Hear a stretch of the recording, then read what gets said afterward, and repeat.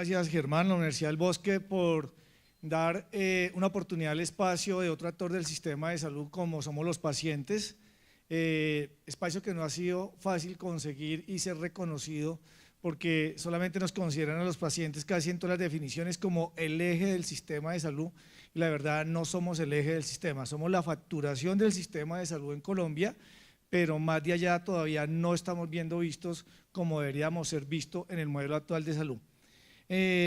Cuando Germán me invitó al tema, la verdad hacía mucho tiempo quería tocar el tema de la atención primaria en salud, la ética, y el enfoque que quiero traer hoy algo es sobre una de las funciones del comité de ética que casi no se desarrolla y la gran necesidad que hay de replantear las funciones de los comités de ética y quiénes son los miembros. Ustedes se pueden acordar cuando nace como el concepto de calidad total en el mundo y todo, que todas las empresas decían la calidad la hacemos todos. Yo creo que los comités de ética, los miembros del comité de ética deben ser todas las personas que intervienen en la atención en salud, desde el portero hasta el neurocirujano, porque vamos a ver lo importante que es cada uno en el paso y lo que significa. La siguiente, perdón.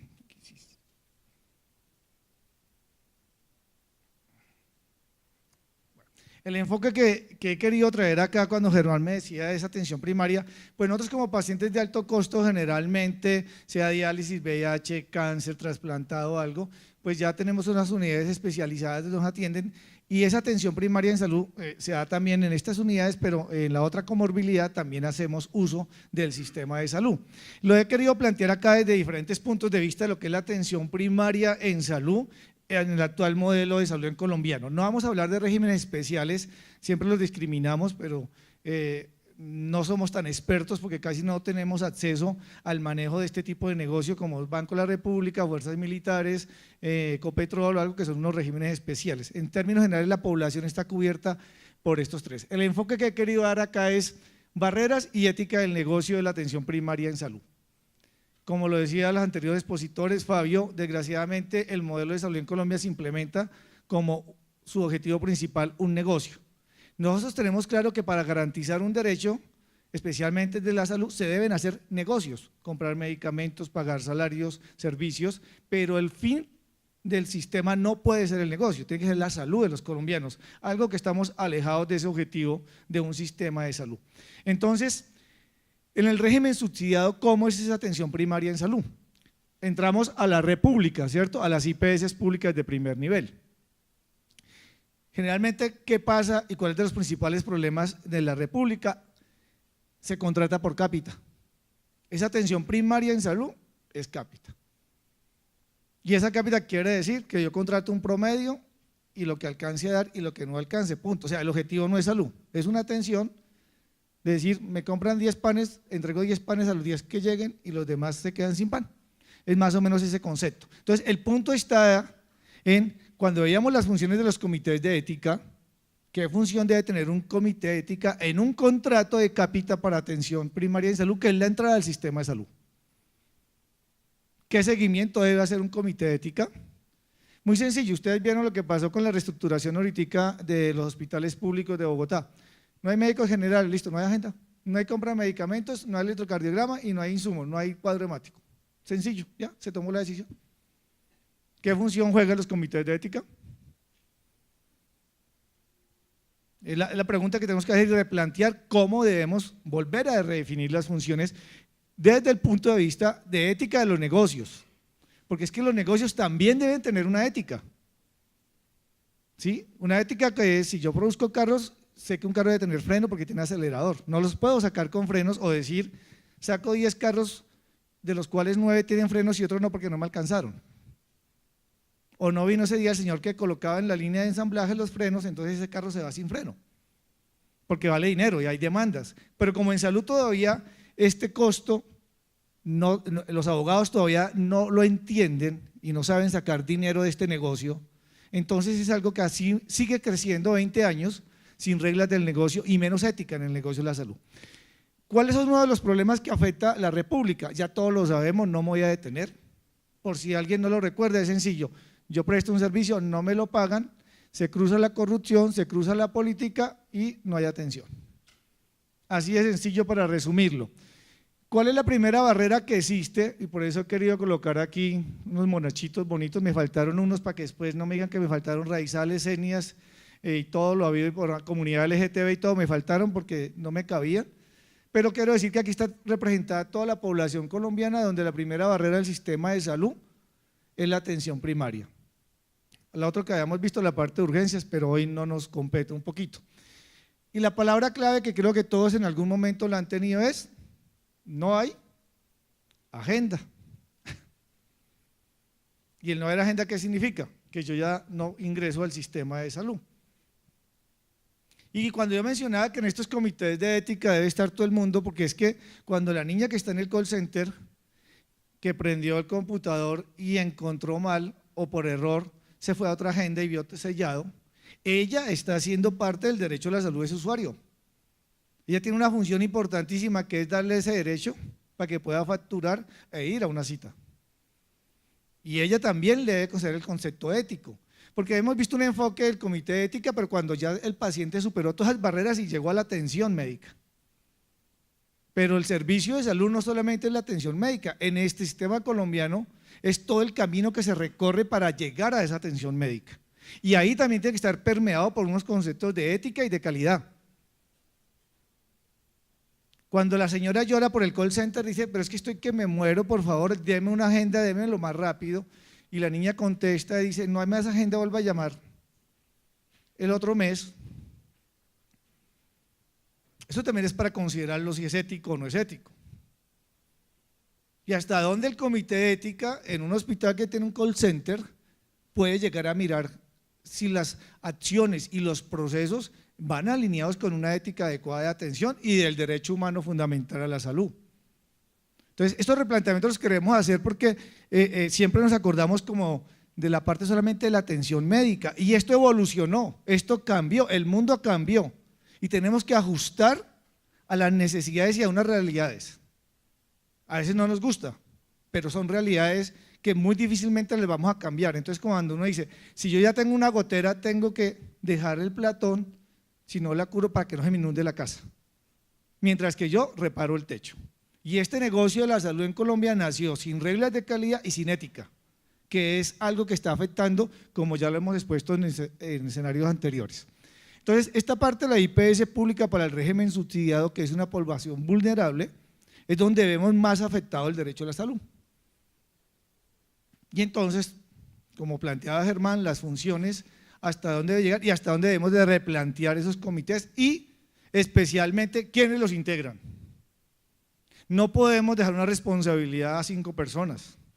Esto debe ser un compromiso como cuando el mundo lanzó la calidad total, la seguridad industrial, debe ser un compromiso de todos. Es ético. Si yo me salgo con la bata y la secretaria sube con las manos cochinas, saluda al médico y le da la autorización, o la niña de referencia y contrarreferencia le llegó el pantallazo de que está la cama libre y dice: son las 5, apago el computador y me voy, y el paciente queda esperando la autorización del TAC, o que cirugía sepa que llegó la autorización, porque si no, no lo operan, porque si no glosan la cuenta, no factura. ¿Es ético? ¿Hasta dónde la parte administrativa también debe estar como una de las responsabilidades de mirarlas desde el punto de vista ético? ¿Por qué lo planteamos de esta manera? Porque es que a nosotros se nos mueren pacientes esperando la autorización para subir a cirugía. Se muere el paciente esperando la UCI, así esté libre, pero a la niña se le olvidó y se le empapeló mirar que ya habían liberado la EPS, la autorización. Y eso está afectando la vida y el goce del derecho efectivo. Entonces, la parte administrativa es importante empezar a permear por unos conceptos de calidad y de ética y los alcances de estos comités. Ahora miremos que algunas personas del contributivo también hacen uso de la red pública para la atención primaria en salud y le van a afectar los mismos problemas. ¿En dónde? Generalmente aquí en Bogotá, pues alguien del contributivo dice: me van a mandar al hospital de Suba. Yo tengo pacientes que dicen: ni loco, así sea mejor que la IPS otra privada, por el concepto que tenemos que el contributivo paga y es de mejor categoría que el subsidiado, porque así nos vendieron el concepto de que la salud es un producto que de acuerdo a la plata tengo más derecho o no. Porque uno escucha a la gente decir: Pero es que se quejan los del subsidiado, si regalado que lo tienen y nosotros que nos toca pagar por la concepción que nos vendieron del derecho a la salud, de que es una mercancía y no que es un derecho para todos los colombianos, indiferente de lo que seamos, hagamos o ganemos. Entonces, en algunas ciudades pequeñas y municipios, el contributivo, donde no es negocio tener una IPS privada por la cantidad de afiliados pequeños, se va a la IPS pública, contrata y vemos los mismos problemas que va a tener cualquier usuario. Pero ahora miremos el negocio de la atención primaria en salud en el contributivo en dos escenarios diferentes. El primer escenario, que es la EPS con la integración vertical de la IPS de atención primaria en salud. O sea, la puerta de entrada al sistema, un control de gastos desde el primer momento, que algo que tienen claro es el control del gasto. Hay unos modelos donde están diciendo, también estamos verificando la calidad de atención y colocan a un médico detrás de, como cuando están entrenando a los cajeros en el banco, la señora que está detrás, a mirar cómo lo hace. Entonces le va a decir, no formule TAC, no necesita TAC, una sola, no necesita ecografía, no hay necesidad, y empiezan a reducir el gasto para tener mayor utilidad. Y empieza ese dilema ético, calidad o reducción del gasto.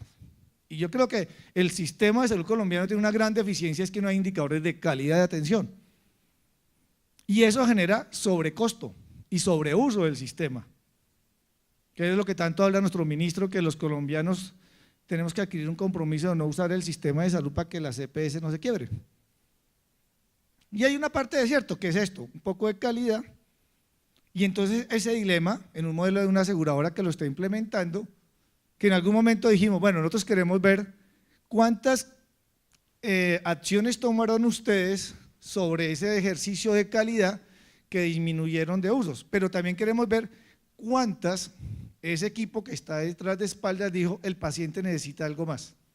Hasta el día de hoy no nos lo han mostrado, que sería ideal para decir, mire, el médico se equivocó por la apreciación, necesitaba algo más y el que estaba a bambalina dijo, denle algo más.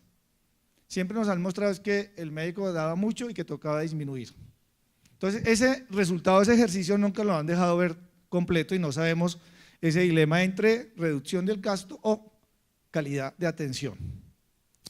Pero la parte de la autonomía médica, ahí también ya entra porque el médico es contratado con unas condiciones, que puede formular, que no puede formular, y es supervisado con indicadores donde lo miran al final del mes, qué formuló, qué no, si se pasó el número de exámenes, de cuadros hemáticos, de ecografías, todo eso está controlado, que es válido en cualquier negocio. Como cualquier empresa que hace carros, controla los costos, cuánto vale la materia prima, las horas hombre, qué se desperdició, qué no se desperdició. Yo trabajé en la industria farmacéutica, cuando uno termina en el blister, tenía que pesar todo el papel aluminio que sobraba de una vez que se hacía el blister, y había unos porcentajes que no se podía pasar el operario, y se le calificaba y tenía que estar pendiente más de la máquina, que no hubiera desperdicio, porque son los procesos de producción para generar utilidad, pero que llevaban un proceso de calidad, y eso es algo que se tiene que plantear aquí dentro de la autonomía médica. ¿Hasta dónde va a ir la autonomía médica? ¿Dónde está el cruce de autonomía con calidad? Y no podemos olvidar que el médico es un ser humano que está transversado por la publicidad, la visita médica, las partes comerciales, que tiene creencias y que tiene niveles de aceptación, de rechazo, estilos de vida que se ven reflejados también en su práctica médica y laboral, como nos pasa a cualquier persona en cualquier actividad. ¿Y hasta dónde? Esta parte, y la de una agenda que ya también lo conocemos, pero con un inconveniente, es que aquí no hay comités de ética, porque son atenciones primarias en salud, IPS centralizadas, y eso no opera. Usted me pregunta a una IPS privada de integración vertical, quiero poner una queja al comité de ética, y es como, perdón, usted está como de vivienda en el lugar equivocado, como ubícate, que aquí eso es para los hospitales públicos y eso es para otra cosa. Entonces creo que, Germán, aquí hay una gran necesidad de replantear una cantidad de reglamentación para que todo esto sea transversal a todo el negocio de la salud. Porque nos enfocamos en lo público, pero el 50% de los bogotanos van al contributivo y van a este de negocio. Y los tenemos abandonados. O sea, no están siendo permeables por estos conceptos que queremos nosotros como ciudadanos que lleven a una mejor atención en salud. Ahora vemos cuando la IPS no es de integración vertical, o sea que la EPS no es dueña, sino que contrata a una IPS privada, que es un buen negocio que está floreciendo, están llenándose de dinero. Ayer estábamos en un evento del Ministerio de Salud sobre los criterios de exclusión para la ley estatutaria, y se paró alguien y dijo, no, pero aquí no están todos los, no estamos todos los del negocio de la salud, faltamos la IPS primaria, que somos el mejor negocio de Colombia. Y están olvidados, y están aparte y nadie los toca. Este negocio, yo no sé si es más malo que el anterior. ¿Por qué? Porque es lo mismo, va por una cápita, yo no sé si aquí hay alguien de contratación y conoce cómo entregan la población, ¿no? Le entrego 40.000 afiliados con un contrato de 3,4 hemáticos, tantas consultas, parciales de orina, ecografía, y con base usted en ese promedio, cobra la cápita y ve el punto de equilibrio, me dice, me entra al mes 200 millones de pesos por la población, mi punto de equilibrio es gastar 100 para poder obtener mis ganancias. Cuando llegue a 100, ¿qué debo hacer?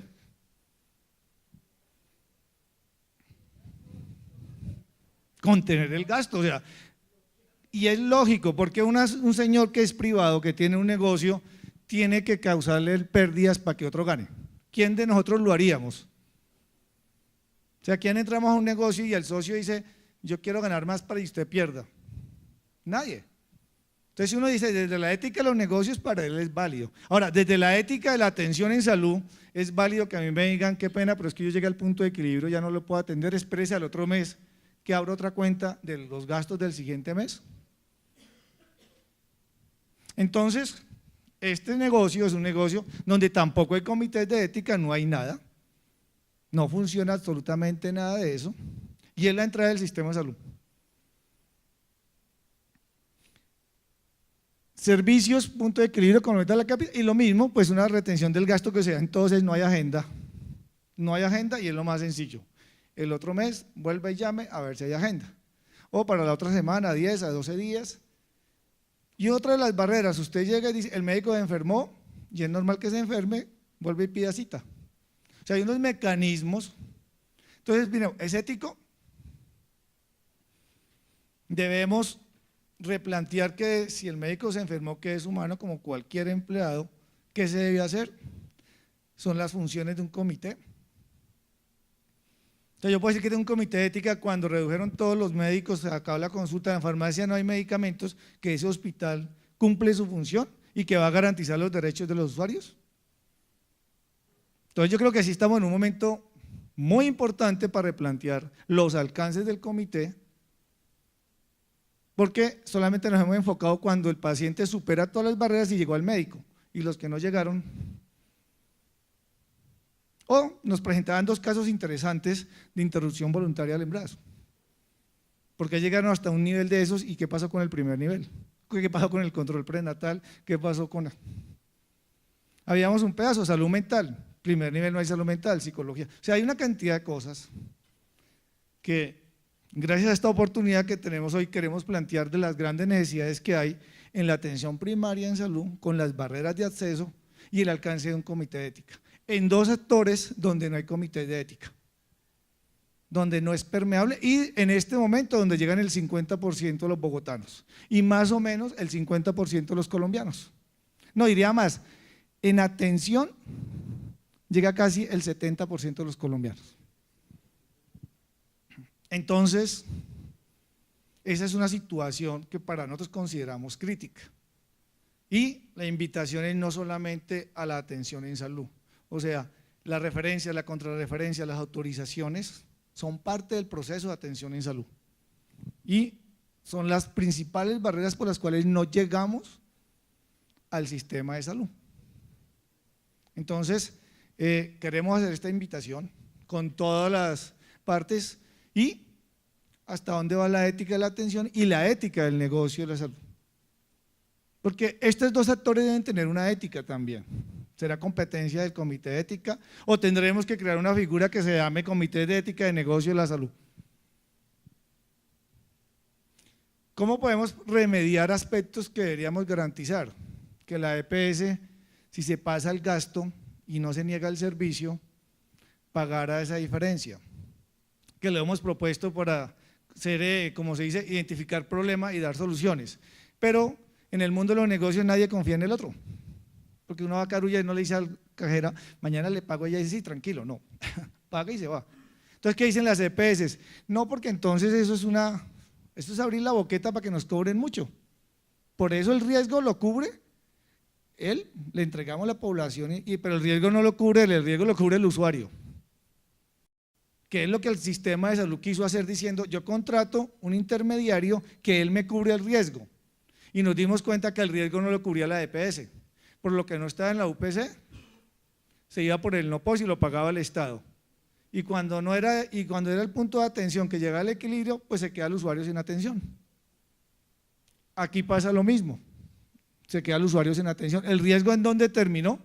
En el paciente, en el ciudadano. ¿Cuál era el objetivo del sistema de salud? La salud, y era evitar el riesgo económico para que el paciente lo superara mejor. Entonces hay dos objetivos que no se cumplen al final del ejercicio con este modelo de sistema de salud. ¿Qué vamos a hacer desde el punto de vista de comités? Comité de atención y creamos el otro, el comité de ética del negocio, para dedicarnos por aparte, o sea, lo que el hospital, lo que la IPS se comprometía a hacer dentro de esas funciones de derechos y deberes, ¿sí lo puede garantizar? Un contrato de cápita puede garantizar un goce efectivo del derecho de la entrada al sistema de salud. Si a esto le sumamos que muchos pacientes de VIH cáncer tienen que ir a superar para la comorbilidad o para lo que no cubren los paquetes, tenemos doble problema. Y si damos como atención primaria en salud para estos pacientes sus unidades especializadas, funcionan un poco mejor, ¿sí? Toca también ser honestos de algo, pero con las otras barreras. Yo quiero hacer dos cosas de remembranza que teníamos acá, la parte entre la ética y la moral. Con los dos ejemplos que nos trajo el hospital, es algo que estamos atravesando gravemente, la interrupción voluntaria del embarazo y la muerte digna. Un conflicto entre ética y moral. Generalmente nos vemos como casos de pacientes que por cualquier razón son remitidos al otro y no pueden hacer uso de este derecho. Entonces hay un problema crítico. En muerte digna pasó algo muy particular que hasta ahora lo hemos empezado a evidenciar, es que las unidades de cuidados paliativos son las que deben de convocar el mecanismo de psiquiatra paliativista y abogado para activar este derecho. Y pusimos como el gato a cuidar el ratón. Si yo soy de unidad de cuidados paliativos y vivo de que brindarle servicio hasta que él se muera, cuando el paciente quiere anticipar el proceso, hemos detectado ya en 3 pacientes que no activan el mecanismo. Y termina el paciente muriéndose en condiciones que no quería. Lo acabamos de vivir con un paciente de nosotros hace 15 días, que terminó muriéndose en unas condiciones absurdas después de que haya solicitado una muerte digna. Pero la unidad de cuidados paliativos consideró que él no aplicaba. Entonces aquí estamos haciendo un replanteamiento.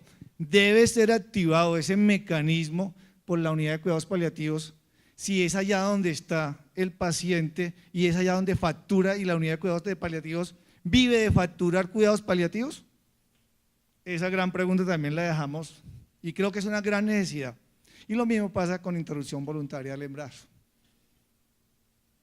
Yo tenía una pregunta que decía, el hospital decía feticidio, ¿no estaba habilitado efectivamente el hospital para hacerlo?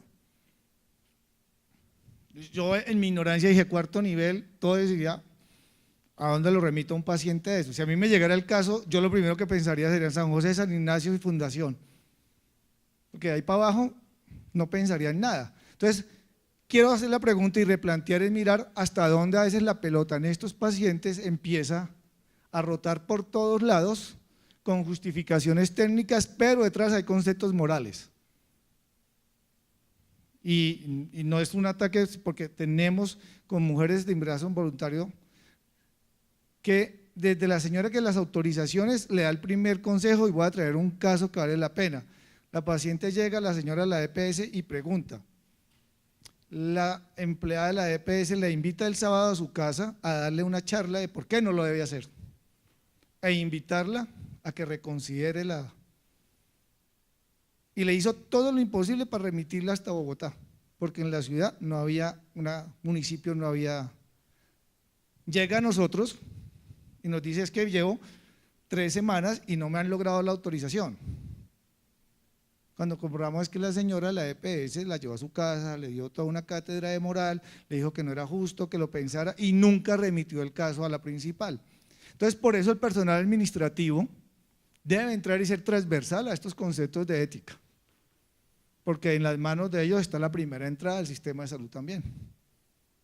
Con esto quiero terminar, plantear estas reflexiones de la vida real que vivimos, de los análisis que tenemos, pero no puedo despedirme de ustedes sin hacer un llamado de atención frente a un proyecto de ley que está colgado en este momento, donde el gobierno propone que para cumplir con el plan explícito de beneficios, o sea, con lo que la ley estatutaria pide para febrero del 2017, nos plantea que nos va a vender 7 pólizas para cubrirlas. La primera póliza, que ya la tenemos, es la póliza de seguro individual, que es la UPC, que es lo que pagamos en el contributivo. Luego plantea que el riesgo laborales, que ya algunos la tienen, el SOA, que también existe, los planes complementarios, que ya algunos los pagan, la medicina prepagada, que ya algunos los pagan, y para el no POS propone como una póliza que podrá ser cobrada de acuerdo a prima, porcentaje de uso, cuota moderadora o copago. Y deja un último que dice seguros varios. Sí, o sea, hay otra póliza que nos van a vender. Yo los invito a entren a la página del ministerio, está colgado el borrador, que se llama Garantía del Derecho Fundamental de la Salud, Plan Explícito, Reglamentación, artículo 15, Ley Estatutaria en Salud. ¿Cuál es la posición de nosotros? Consideramos que el gobierno y el ministro está confirmando lo que había dicho durante estos 4 o 5 años, de que la clase media estaba creciendo en Colombia y que teníamos capacidad adquisitiva y que era la hora de limitar el derecho a la salud para que nos vendan pólizas privadas. Ese borrador de decreto refleja exactamente de que vamos a tener que comprar pólizas para el no POS y todas las demás que pueda el gobierno, porque lo deja abierta y a necesidad las que vengan siguiendo. Los invito a que lo lean, lo interpreten y por favor le escriban al ministerio si están de acuerdo o no. Hay quienes están de acuerdo. Yo he tenido pacientes que dicen sí, tenemos que pagar más y quieren pagar y es válido, porque uno tiene que ser objetivo en la información. No todo el mundo ha dicho que no. Hay personas que me dijeron sí, eso es justo pagar, pero cuando uno le dice cuánto le va a tocar pagar, empieza a decir ¿cuánto se gana usted? 5 millones, y si le toca pagar 1 millón de uso, el 25% de su salario. Entonces, léanlo por favor, divúlguenlo, porque considero que era mi responsabilidad informarles a ustedes que están interesados en el tema de salud, hacia dónde va el sistema de salud y hacia dónde puede justificar el gobierno la implementación de la ley estatutaria. Se tocaba un tema aquí, el tema de cuidadores. Nosotros logramos llevar un tema de cuidadores, si era ético o no ético, porque nos han definido que el cuidador no es parte del sistema de salud, cuando la definición del núcleo queda claramente que es la rehabilitación y las necesidades. Con un problema, muchas de estas personas son discapacitados y la ley de discapacidad habla de toda la atención también. Logramos ganar una batalla en parar el desmonte, pero me avisaron ayer que ya va a salir el reglamento donde van a colocar un porcentaje de pago que debe cubrir cada persona. Y ustedes vieron el anuncio del ministro, dijo cuidadores solamente para los que ganen menos de 5 millones, pero no dijo el otro pedazo, les vamos a cobrar un porcentaje.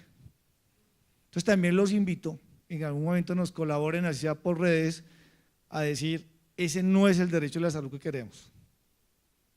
Tenemos claro el concepto de solidaridad, que es todos aportamos de acuerdo a nuestra capacidad de pago para recibir en el momento que necesitemos, todos iguales, pero sin pagar extra. Gracias, Germán, de nuevo a la universidad por esta oportunidad de poder traer hoy el mensaje a ustedes. Muy amables.